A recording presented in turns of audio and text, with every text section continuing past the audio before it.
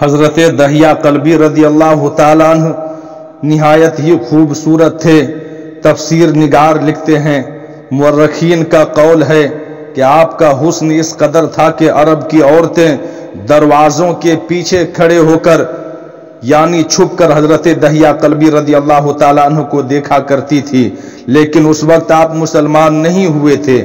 ایک دن سرور کائنات راحت قلب و سینہ تاجدار مدینہ احمد مجتبی جناب محمد مصطفیٰ صلی اللہ تعالی علیہ وسلم کی نظر حضرت دہیا قلبی پر پڑی۔ آپ نے حضرت دہیا قلبی کے چہرے کو دیکھ کر بہت ہی زیادہ ماشاء اللہ کہا، اتنا حسین نوجوان ہے۔ آپ نے رات کو اللہ تبارک و تعالیٰ کی بارگاہ میں دعا مانگی، یا اللہ اتنا خوبصورت نوجوان بنایا ہے، اس کے دل میں اسلام کی محبت ڈال دے، اسے مسلمان کر دے، اتنے حسین نوجوان کو جہنم سے بچا لے۔ رات کو آپ نے دعا فرمائی، صبح حضرت دہیا قلبی رضی اللہ تعالیٰ عنہ آپ صلی اللہ تعالیٰ علیہ وسلم کی خدمت میں حاضر ہو گئے۔ حضرت دہیا قلبی رضی اللہ تعالیٰ عنہ کہنے لگے، اے اللہ کے رسول بتائیں آپ کیا احکام لے کر کے آئے ہیں؟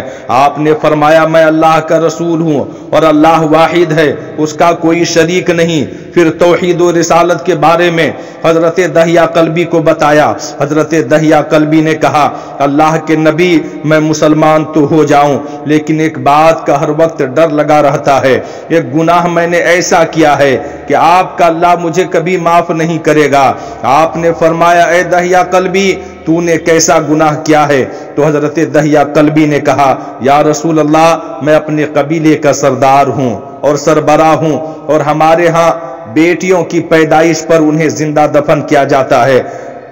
کیونکہ قبیلے کا سردار ہوں اس لیے میں نے 70 گھروں کی بیٹیوں کو زندہ دفن کیا ہے۔ آپ کا رب مجھے کبھی معاف نہیں کرے گا۔ اسی وقت حضرت جبرائیل امین علیہ السلام حاضر ہوئے اور عرض کیا، یا رسول اللہ صلی اللہ تعالیٰ علیہ وسلم اللہ تبارک و تعالیٰ سلام کہتا ہے اور فرماتا ہے کہ اسے کہیں کہ اب تک جو ہو گیا وہ ہو گیا، اس کے بعد ایسا گناہ کبھی نہ کرنا، ہم نے معاف کر دیا۔ حضرت دہیا قلبی آپ کی زبان سے یہ بات سن کر رونے لگے۔ آپ نے فرمایا، دہیا اب کیا ہوا، کیوں روتے ہو؟ حضرت دہیا قلبی کہنے لگے، یا رسول اللہ میرا ایک گناہ اور بھی ہے جسے آپ کا رب کبھی معاف نہیں کرے گا۔ آپ نے فرمایا، دہیا کیسا گناہ بتاؤ؟ حضرت دہیا قلبی فرمانے لگے، عرض کرنے لگے، یا رسول اللہ صلی اللہ تعالیٰ علیہ وسلم میری بیوی حاملہ تھی اور مجھے کسی کام کی غرض سے دوسرے ملک جانا تھا۔ میں نے جاتے ہوئے بیوی کو کہا کہ اگر بیٹا ہوا تو اس کی پرورش کرنا، اگر بیٹی ہوئی تو اسے زندہ دفن کر دینا۔ دہیا روتے جا رہے ہیں اور واقعہ سناتے جا رہے ہیں۔ میں واپس بہت عرصے بعد گھر آیا تو میں نے دروازے پر دستک دی۔ اتنے میں ایک چھوٹی سی بچی نے دروازے کو کھولا اور پوچھا، کون؟ میں نے کہا، تم کون ہو؟ تو وہ بچی بولی، میں اس گھر کے مالک کی بیٹی ہوں۔ آپ کون ہیں؟ دہیا فرمانے لگے، یا رسول اللہ صلی اللہ تعالیٰ علیہ وسلم میرے منہ سے نکل گیا، اگر تم بیٹی ہو اس گھر کے مالک کی تو میں مالک ہوں اس گھر کا۔ یا رسول اللہ میرے منہ سے یہ بات نکلنے کی دیر تھی کہ چھوٹی سی اس بچی نے میری ٹانگوں سے مجھے پکڑ لیا اور بولنے لگی، بابا بابا آپ کہاں چلے گئے تھے؟ بابا میں کس دن سے آپ کا انتظار کر رہی ہوں۔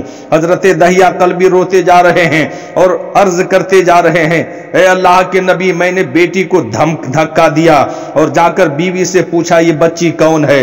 بیوی رونے لگ گئی اور کہنے لگی، دہیا یہ تمہاری بیٹی ہے۔ یا رسول اللہ مجھے ذرا ترس نہ آیا، میں نے سوچا میں قبیلے کا سردار ہوں، اگر اپنی بیٹی کو دفن نہ کیا تو لوگ کہیں گے کہ ہماری بیٹیوں کو دفن کرتا رہا اور اپنی بیٹی سے پیار کرتا ہے۔ حضرت دہیا کی آنکھوں سے اشک زار و قطار نکلنے لگے۔ یا رسول اللہ وہ بچی بہت خوبصورت بہت حسین تھی، میرا دل کر رہا تھا اسے سینے سے لگا لوں، پھر سوچتا تھا کہیں لوگ بعد میں یہ باتیں نہ کہیں کہ اپنی بیٹی کی باری آئی تو اسے زندہ دفن کیوں نہیں کیا۔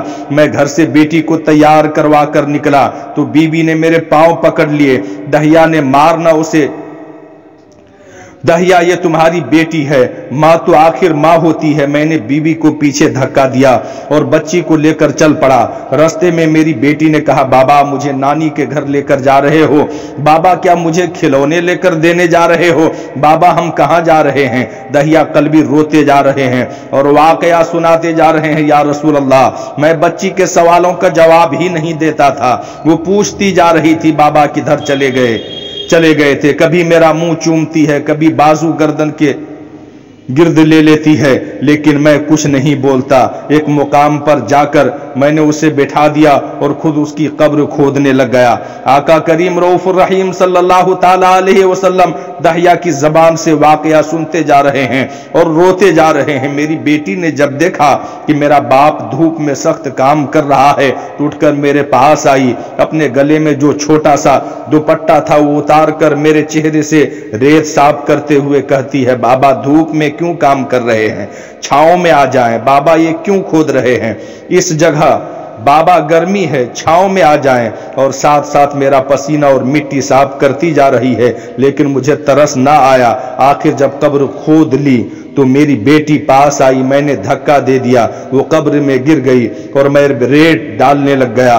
बच्ची रेत में से रोती हुई अपने छोटे छोटे हाथ मेरे सामने जोड़कर कहने लगी, बाबा मैं नहीं लेती खिलौने, बाबा मैं नहीं जाती नानी के घर, बाबा मेरी शक्ल पसंद नहीं आई तो मैं कभी नहीं आती आपके सामने, बाबा मुझे ऐसे ना मारें या रसूल अल्लाह सल्लल्लाहु ताला अलैहि वसल्लम। मैं रेत डालता गया, मुझे उसकी बातें सुनकर भी तरस नहीं आया। मेरी बेटी पर जब मिट्टी मुकम्मल हो गई और उसका असर रह गया तो मेरी बेटी ने मेरी तरफ से तवज्जो खत्म की और बोली, ऐ मेरे मालिक मैंने सुना है तेरा एक नबी आएगा जो बेटियों को इज्जत देगा, जो बेटियों की इज्जत बचाएगा।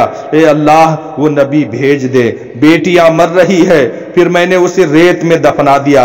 हजरत दहिया कल्बी रदी अल्लाह ताला अन्हु वाकया सुनाते हुए बेइंतहा रोए। ये वाकया जब बताया तो देखा आप सल्लल्लाहु ताला अलैहि वसल्लम इतना रो रहे हैं कि आपकी दाढ़ी मुबारक आंसुओं से गीली हो गई। आपने फरमाया, दहिया जरा फिर से अपनी बेटी का वाकया सुनाओ, उस बेटी का वाकया सुनाओ जो मुझ मोहम्मद के इंतजार में दुनिया से चली गई। आपने 3 दफा ये वाकया सुनाया और इतना रोए कि आपको देखकर सहाबा कराम रज़ियल्लाहु ताला अन्हुम अजमईन रोने लग गए और कहने लगे, ऐ दहिया क्यों रुलाता है हमारे आका को, हमसे बर्दाश्त नहीं हो रहा है। आपने हजरत दहिया से 3 बार वाकया सुना तो हजरत दहिया की रो रो करके हालत बुरी हो गई थी। इतने में हजरत जिब्राइल अमीन सिदरा के मकीन हाजिर हुए और फरमाया, या रसूल अल्लाह सल्लल्लाहु ताला अलैहि वसल्लम अल्लाह तबारक व ताला सलाम कहता है और फरमाता है कि महबूब दारैन दहिया को कह दें। वो उस वक्त था जब उसने अल्लाह और आप पर ईमान नहीं लाया था, आपको नहीं माना था, अल्लाह की जात का इकरार नहीं किया था, रब्बे कदीर को वहदहु ला शरीक नहीं माना था। अब मुझको और आपको उसने मान लिया है तो दहिया का ये गुनाह भी हमने माफ कर दिया है। उसके बाद आप सल्लल्लाहु ताला अलैहि वसल्लम ने फरमाया, जिसने 2 बेटियों की कफालत की, उन्हें बड़ा किया, उनकी फराइज अदा किए, वो कयामत के दिन मेरे साथ इस तरह होगा जिस तरह शहादत की और साथ वाली उंगली आपस में मिली है। जिसने 2 बेटियों की परवरिश की उसकी ये अहमियत है, तो जिसने 3 या 4 या 5 बेटियों की परवरिश की उसकी क्या अहमियत होगी, उसका क्या मुकाम होगा। बेटियों की पैदाइश पर घबराया न करें, उन्हें वालिदैन पर बड़ा मान होता है और ये बेटियां अल्लाह की खास रहमत होती है।